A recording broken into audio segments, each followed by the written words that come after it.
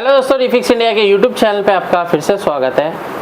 तो दोस्तों, आज की वीडियो में बात करेंगे एलजी के पैनल में नो पिक्चर कंडीशन आती है, किस तरीके से हम उसको रिपेयर करते हैं। काफ़ी सारे सेट इस तरीके के होते हैं जो कि काफ़ी सारे टेक्नीशियन छेड़ के हमारे पास भेजते हैं। काफ़ी सारे सेट इस तरीके के भी होते हैं जो काफ़ी सारे टेक्नीशियनों को प्रॉब्लम समझ में नहीं आती तब हमारे पास आते हैं। तो देखिए दोस्तों, होता क्या है कि अगर आपको पैनल का प्रॉपर एक काम करने का तरीका अगर आपको नहीं पता लग पाता है तो पैनल को रिपेयर करना थोड़ा सा मुश्किल होता है। तो अगर आपको प्रॉपर तरीके से काम करना है तो आप हमारी ट्रेनिंग को ज्वाइन कर सकते हैं। हमारे यहाँ पैनल रिपेयरिंग की कंप्लीट ट्रेनिंग होती है। अभी जो हमारी क्लासेस चल रही है, अभी हमारा नया बैच स्टार्ट हुआ है। आज 1 अक्टूबर है। अक्टूबर को अभी हमारे सारे मेंबर्स नए आ गए हैं ट्रेनिंग के लिए। तो हमारे पास सेट वगैरह जो है सभी प्रैक्टिकली आते हैं रिपेयर होने के लिए। तो हम पर डे एक वीडियो बनाते हैं। तो चलिए स्टार्ट करते हैं। सबसे पहले मैं आपको एक प्रॉब्लम दिखाता हूँ। हमारे पास जो सेट है वो कि एलजी कंपनी का है और इसके अंदर पैनल भी एलजी का लगा हुआ है। तो आपको मैं इसके अंदर दिखा देता हूँ। तो एलजी का जो ये पार्ट नंबर है कुछ यहाँ पे आपको दिखाई देगा। बेसिकली इसके अंदर क्या है कि अगर हम इसको ऑन करते हैं तो इसके अंदर हमारे को पिक्चर जो है वो दिखाई नहीं दे रही है, यानी कि ये नो पिक्चर कंडीशन में है। तो सबसे पहले हम इसको ऑन कर लेते हैं। अभी हमारे पास स्टैंड बाई कंडीशन में है, तो इसको मैं ऑन कर लेता हूँ ताकि हमारे को सभी वोल्टेज का पता चल सके कि कौन सी वोल्टेज जो है बन रही है, कौन सी नहीं बन रही है। अभी आप यहाँ पे देख सकते हैं, यहाँ पे जो है हमारा सेट ऑन हो गया है। और अगर आप इसके अंदर देखेंगे किस तरीके का बार आपको इसके अंदर हल्का सा नज़र आ रहा है। और इसके अंदर जो है इस तरीके से देख सकते हैं किस तरीके से बार आते हैं और ये सेट हमारा स्लो मोशन में चला जाता है और नो पिक्चर हो जाता है। तो अभी क्या है, इसको हमारे को चेक करना है। तो चेक करने के लिए सबसे पहले हमारे को स्टेप बाय स्टेप इसको चेक करना होगा। तो जब भी आप पैनल को चेक करते हो तो पैनल की बेसिक रिक्वायरमेंट वोल्टेज आपको पता होनी चाहिए कौन कौन सी है। वैसे तो मोस्टली टेक्नीशियन को सारी वोल्टेज जो है वो कंफर्म होती है, कौन कौन सी वोल्टेज इसके अंदर बनती है। तो अभी मैं भी आपको बता देता हूँ कि जैसे कि आप यहाँ पे देखेंगे, यहाँ पे जो इसकी 12 वोल्ट की सप्लाई है वो हमारी बिल्कुल परफेक्ट तरीके से अंदर बन रही है। और ये जो 12 वोल्ट की सप्लाई है हमारी डीसी टू डीसीआईसी में जाती है। डीसी टू डीसीआईसी से हमारा जो वोल्टेज निकलता है, सबसे पहले जो वोल्टेज निकलेगा इसका 3.3 वोल्ट की सप्लाई निकलेगी। यहाँ पे आप ये देख सकते हैं 3.3 वोल्ट जो है इसका बिल्कुल परफेक्ट है। ये 3.3 वोल्ट हमारे टीकॉन आईसी में जाता है। और टीकॉन आईसी से अगर आप देखेंगे यहाँ पे एक रोम आईसी है, रोम आईसी में भी हमारा 3.3 वोल्ट जाता है। और इस टीकॉन आईसी से जो है एक इनेबल वोल्टेज हमारी डीसी टू डीसीआईसी में आता है जब हमारा एवीडीडी वोल्टेज बनना स्टार्ट होता है। तो अभी क्या है, एवीडीडी वोल्टेज बिल्कुल इसका परफेक्ट तरीके से बन रहा है। और आगे देखते हैं एवीडीडी के बाद जो हमारा वोल्टेज बनेगा जो कि वीजीएच वोल्टेज है। तो अगर आप यहाँ पे देखेंगे, हम वीजीएच वोल्टेज चेक कर लेते हैं सबसे पहले।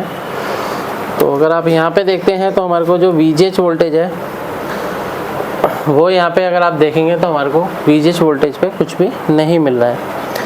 तो वीजीएच वोल्टेज पे कुछ भी नहीं मिल रहा है। आगे अगर हम और वोल्टेज चेक करते हैं, जैसे कि हमारी जो वोल्टेज होती है वीजीएल वोल्टेज, तो वीजीएल वोल्टेज देख लेते हैं हमारी। यहाँ पे देखेंगे वीजीएल जो वोल्टेज है -5 वोल्ट की सप्लाई है जो कि बिल्कुल परफेक्ट तरीके से बन रही है। तो अभी क्या है दोस्तों, ये जो पैनल है इस पैनल को रिपेयर करने के दो तरीके हैं इसको रिपेयर करने के। तो 2 तरीके क्या है कि अगर हमारे पास एक ऐसी स्केलर पीसीबी होती है तो हम इसके अंदर एक अलग से वीजीएस देकर चेक कर सकते हैं। वीजीएस देकर हम इसको रिपेयर कर सकते हैं। अभी बेसिकली इसके अंदर जो प्रॉब्लम है, जो बार आ रहा है वो वीजीएच की वजह से आ रहा है। जैसे कि आप यहाँ पे देखेंगे तो इसके अंदर वीजीएच वोल्टेज नहीं है।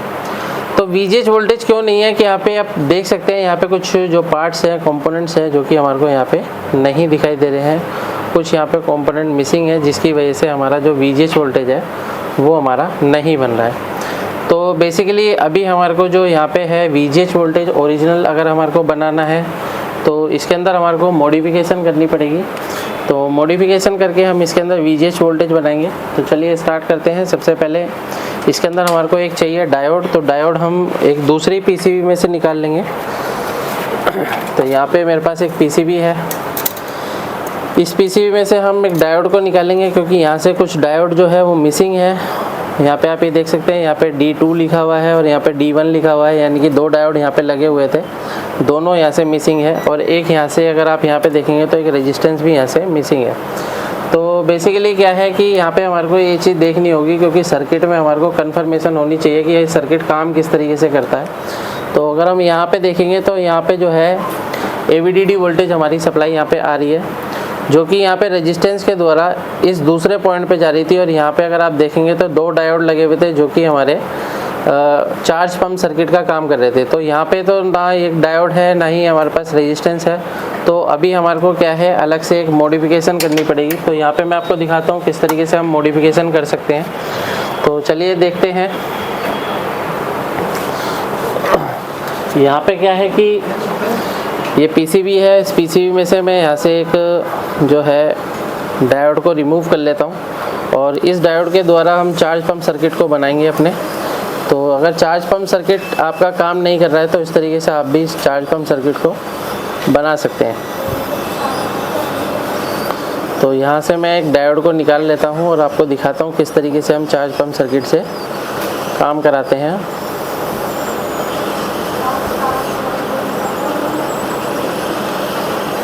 ये हमारा निकल गया है डायोड, और डायोड के निकलने के बाद इस PCB को हम कर लेते हैं साइड में।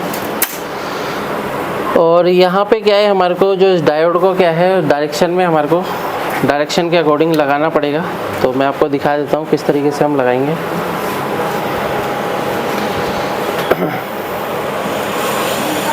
तो इस तरीके से हम इसके अंदर डायोड को लगा देते हैं ताकि इसके अंदर हमारा प्रॉपर तरीके से काम हो सके।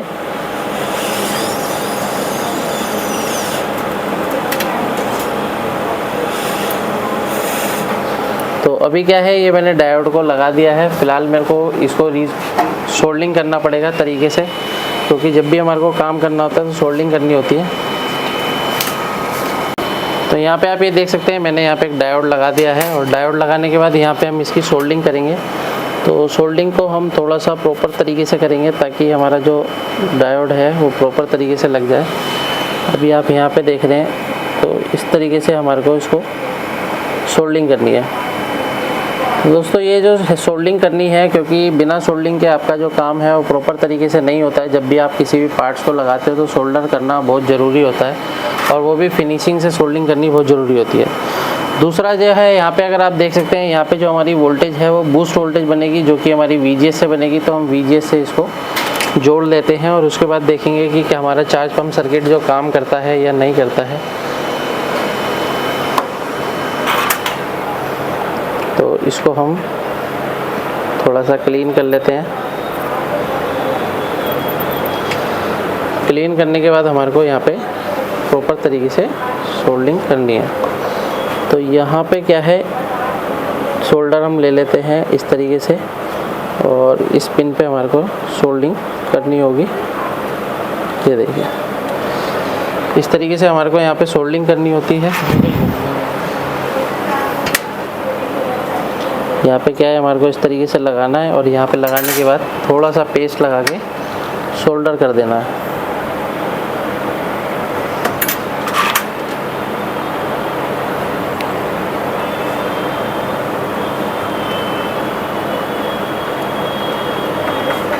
तो यहाँ पे क्या है, ये हमने प्रॉपर तरीके से लगा दिया है, और लगाने के बाद क्या है, हम इसको कट करेंगे। तो कट करने के लिए आपके पास इस तरीके का जो है कटर होना चाहिए, जो कि परफेक्ट तरीके से हमारा कटिंग करता है।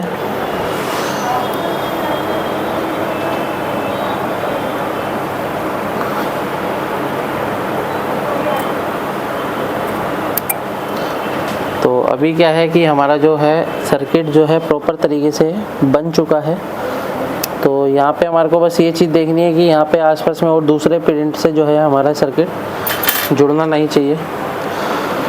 तो चलिए अभी हम सप्लाई देके चेक करते हैं कि हमारी जो वोल्टेज है वो बूस्ट होती है नहीं होती है। चलो भाई इसको ऑन करो।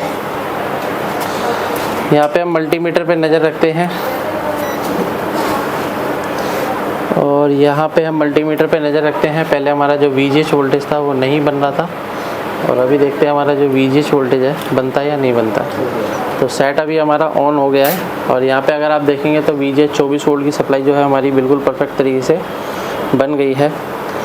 तो अभी वोल्टेज तो ओके है। अभी यहाँ पे अगर हम पिक्चर देखते हैं तो पिक्चर में भी मैं आपको दिखाता हूँ। यहाँ पे अगर आप देखेंगे तो काफ़ी हल्का सा हमारे को जो है नो सिग्नल हमारे को दिखाई दे रहा है, यानी कि हमारी जो पिक्चर है बिल्कुल परफेक्ट तरीके से इसके अंदर बन चुकी है और ये हमारा जो पैनल है पूरी तरीके से मॉडिफाई हो चुका है। तो इस तरीके से आप किसी भी पैनल को आसान तरीके से रिपेयर कर सकते हैं। मेन ये है कि पैनल के अंदर जो भी सर्किट होते हैं किस तरीके से काम करते हैं वो प्रॉपर तरीके से आपको पता होना चाहिए। अगर आपको वीडियो पसंद आए तो वीडियो को लाइक करें, शेयर करें, कमेंट करें। Thank you friends.